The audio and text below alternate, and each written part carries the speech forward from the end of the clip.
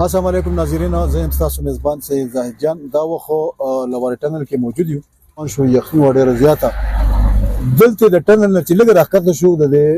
موبایلینګ ټاور سره د خبرې غالته یو زبردست ټیله لګیدل. دا وګور دا موږ دا یو کنډول وو دا یخني دا په خپل خپل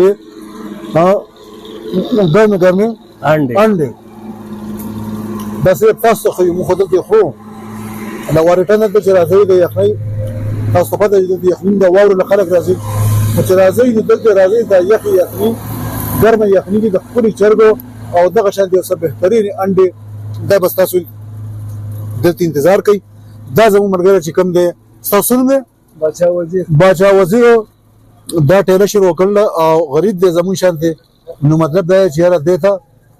عمده شانته روزګار پکې دوه پیسې خپل بچو له بیګاله وړي شي او د سیاحت پیدم داده چې دغه شانتي غریبانان ته مونږ غریبانان ته هغه کې دوه پیسې پیدا نو تاسو به هم خوشاله دی به خوشاله الله به راضي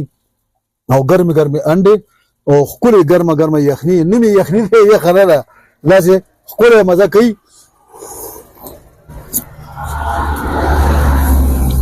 سیاحان ورونو